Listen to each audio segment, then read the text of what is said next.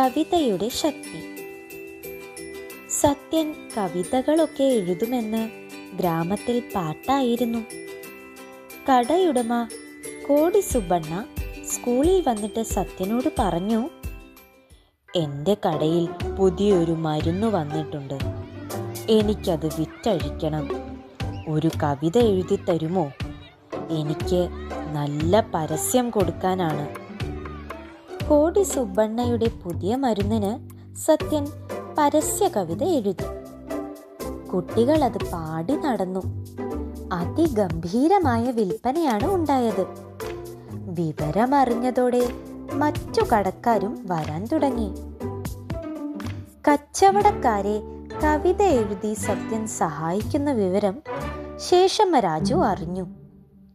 ഉടൻ അദ്ദേഹം പറഞ്ഞു, നിനക്കിപ്പോൾ അവധിയല്ലേ, ഇനിയിപ്പോൾ ഇവിടെ നിൽക്കേണ്ടതില്ല. കവിത ബിസിനസ്സൊക്കെ ആവശ്യത്തിനായി, ഇനി വീട്ടിലേക്ക് പോയിക്കൊള്ളുക. കവിതയുടെ ഒഴുക്ക് അതുകൊണ്ടൊന്നും നിന്നില്ല. പുട്ടപർത്തിയിൽ എത്തിയ ശേഷവും കവിത വന്നുകൊണ്ടേയിരുന്നു. പുട്ടപർത്തിയിൽ ഒരു അധികാരിയുണ്ട്.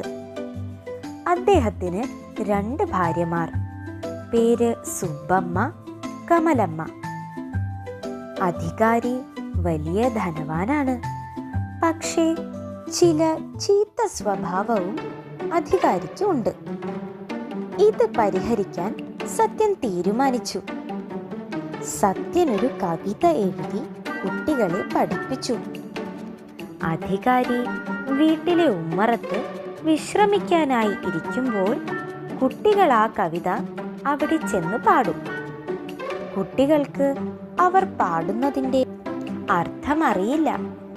പക്ഷേ അധികാരിക്ക് കാര്യം മനസ്സിലായി.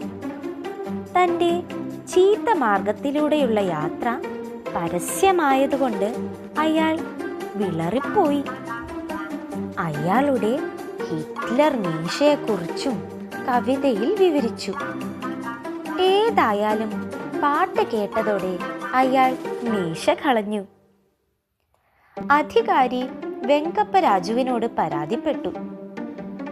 സത്യനാരായണ രാജുവാണ് ഇതിനെല്ലാം പുറകിൽ.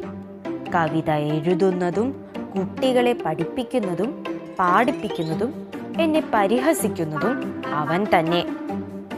പിതാവ് മകനെ വിളിച്ചു പറഞ്ഞു, എന്താണിതൊക്കെ? എന്തിനിങ്ങനെ മറ്റുള്ളവരെ കുറിച്ച് കവിത എഴുതുന്നു? അവർ വലിയ ആളുകളാണ്. സത്യന്റെ ഉത്തരം ഇതായിരുന്നു, എനിക്കൊന്നും അറിയില്ല. ഇനി കുട്ടികൾ പാട്ട് പാടില്ല. എന്തായാലും അതോടെ അധികാരിയുടെ ചീത്ത സ്വഭാവം മാറി. തന്റെ ഭർത്താവിനെ തിരുത്താൻ ശ്രമിച്ചതിൽ അധികാരിയുടെ ഭാര്യയായ സുബ്ബമ്മയ്ക്കും ഒരുപാട് സന്തോഷം തോന്നി. സത്യൻ പ്രകടിപ്പിച്ച ധൈര്യം അവരെ അത്ഭുതപ്പെടുത്തി. അവർ പെദ്ദ വെങ്കപ്പ രാജുവിനോട് പറഞ്ഞു, സത്യൻ സാധാരണ ബാലനല്ല, അവനിൽ അനന്തമായ ശക്തി ഒളിഞ്ഞിരിക്കുന്നു. പുത്രൻ എന്ന മായയിൽ കുടുങ്ങാതിരിക്കുക. സത്യനെ എന്റെ വീട്ടിലേക്ക് വിട്ടോളൂ, ഞാൻ നോക്കിക്കൊള്ളാം. പക്ഷേ മകനെ ദത്ത് കൊടുക്കും പോലെ കൈമാറുക അദ്ദേഹത്തിന് ചിന്തിക്കാനാവില്ലായിരുന്നു. അദ്ദേഹം അതിന് സമ്മതിച്ചില്ല. സ്വാതന്ത്ര്യ സമരം കൊടുമ്പിരി കൊള്ളുന്ന സമയമായിരുന്നു. പലയിടത്തും സമ്മേളനങ്ങൾ സംഘടിപ്പിച്ചു വന്നിരുന്നു. ബ്രിട്ടീഷ് പോലീസ് സേന വന്നിറങ്ങി അതെല്ലാം മുടക്കുകയും ചെയ്യും. ഒരു ദിവസം ബുക്ക പട്ടണത്തിലുള്ള 2 കോൺഗ്രസ് പ്രവർത്തകർ സത്യനോട് ആവശ്യപ്പെട്ടു, ഞങ്ങൾക്കൊരു കവിത എഴുതി തരണം. ഭാരതത്തിൻ്റെ ഇന്നത്തെ അവസ്ഥയെക്കുറിച്ച് എഴുതിയാൽ മതി. സമ്മേളനത്തിൽ പാടാനാണ്. സത്യൻ കവിത എഴുതി കൊടുത്തു.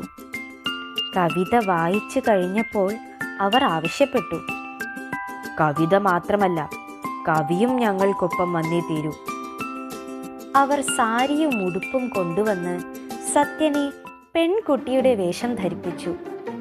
കയ്യിലൊരു പാവയെയും കൊടുത്തു.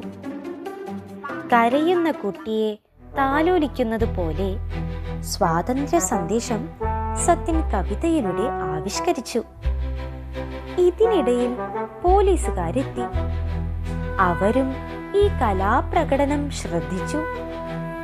ക്രമേണ അവരും കൂടെ പാടാൻ തുടങ്ങി. കുറച്ചു സമയം കഴിഞ്ഞപ്പോൾ ബ്രിട്ടീഷ് അധികാരികൾ എത്തി. അവർക്ക് തെലുങ്ക് അറിയില്ല, പാടുന്നതിന്റെ അർത്ഥവും നിശ്ചയമല്ല. അത്യാകർഷകമായ ഈ രംഗത്തിൽ അവരും പങ്കുചേർന്നു. കാര്യമറിയാതെ അവരും കൈയടിച്ചു പാടാൻ തുടങ്ങി. അങ്ങനെ ആ സമ്മേളനം ഗംഭീര വിജയമായി മാറി. ബ്രിട്ടീഷ് അധികാരികളെ കൊണ്ട് ഇന്ത്യൻ സ്വാതന്ത്ര്യ സമര ഗീതം സത്യൻ പാടിപ്പിച്ചു. കവിത വായിച്ച് പലരും സത്യന് സമ്മാനങ്ങൾ നൽകാൻ തുടങ്ങി. ഉടുപ്പ്, പാന്റ്, തൂവാല തുടങ്ങിയവ. ഞാൻ ഇതിനൊന്നും വേണ്ടിയല്ല എഴുതിയത്, ഇങ്ങനെ പറഞ്ഞ് സത്യൻ എല്ലാവരെയും പിന്തിരിപ്പിച്ചു. കവിതയിൽ ഹിറ്റ്ലർ, സ്റ്റാലിൻ, റഷ്യ തുടങ്ങിയവയെക്കുറിച്ചുള്ള പരാമർശം കണ്ട് ഗ്രാമീണർ അത്ഭുതപ്പെട്ടു. ഈ ഗ്രാമീണ ബാലൻ എങ്ങനെ ഇതൊക്കെ അറിയുന്നു? ഗ്രാമത്തിലെ മുതിർന്നവരിൽ ചിലർ ആദ്യമായിട്ടാണ് ഈ പേരുകൾ കേൾക്കുന്നത് തന്നെ. സമ്മേളനം വൻ വിജയമായി. കവിതയും കവിയും ഒരുപോലെ സജീവ ചർച്ചാ വിഷയമായി. ബുക്കപട്ടണത്തിൽ പോയി സത്യൻ മടങ്ങി വരുന്ന സമയം മുറുക്കി വഴിയരികിലേക്ക് നീട്ടിത്തുപ്പി ഒരു സ്ത്രീ മകളുടെ മുടി ചീകുകയും പേൻ കൊല്ലുകയും ചെയ്യുന്നു. സത്യൻ വരുന്നത് അവർ കണ്ടില്ല. അവർ മുഖം തിരിച്ച് മുറുക്കാൻ വീണ്ടും നീട്ടിത്തുപ്പി. അത് മുഴുവൻ സത്യന്റെ ഉടുപ്പിൽ വീണു. അവർ തരിച്ചുപോയി. ഞെട്ടിപ്പിടഞ്ഞ് എഴുന്നേറ്റു. സത്യൻ ഒരു ഭാവഭേദവുമില്ലാതെ നിൽക്കുകയാണ്. പെട്ടെന്ന് എഴുന്നേറ്റ് അവർ വീട്ടിൽ കയറി ഒരു തോർത്തുമായി ഓടിയെത്തി. സത്യനെ തോർത്തൊടുപ്പിച്ചു. ഷർട്ട് ഊരി മാറ്റി. അപ്പോൾ തന്നെ ഉടുപ്പ് കഴുകി വൃത്തിയാക്കി കൊടുത്തു. പുഞ്ചിരിയോടെ അതെല്ലാം കണ്ടുകൊണ്ട് സത്യൻ നിന്നു.